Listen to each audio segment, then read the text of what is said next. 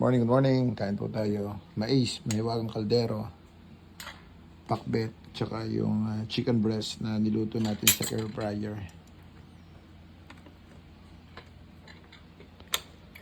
Kain tayo. Sa ating mga solid followers na patuloy na sumusubaybay at sumusuporta. Maraming salamat po sa inyong lahat. Kain po tayo. Medyo naging busy lang tayo kaya hindi tayo makapamigay ng manok ngayon.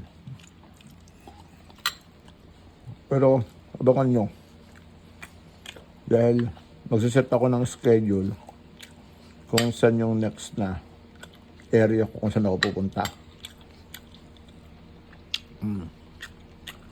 Tapos, pag namigay ako, sasamahan ko ng isang sakong patuka.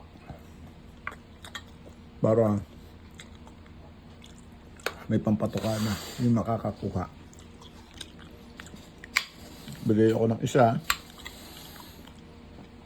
nokis.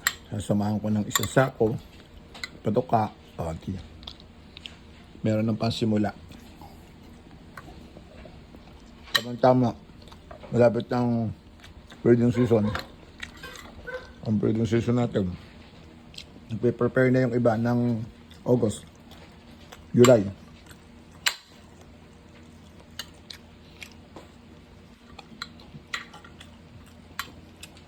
Good evening. Good morning.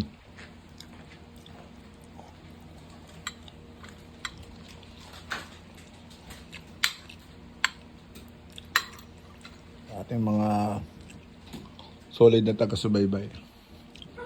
Yan, may nagtatanong kung saan ko daw po nabibili yung mais. Ayan.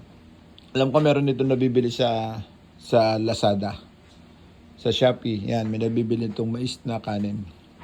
Ang proseso ng pagsasaing nito, parating bigas. Yan. Hahalu-haluin mo habang kumukulo. Tapos pag nag-cool down siya, yan, ganyan na siya.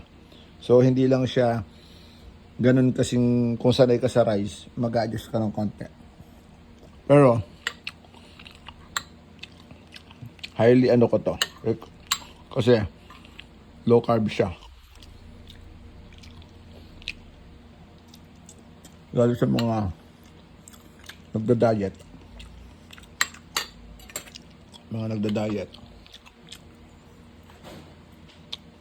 Saktong-sakto.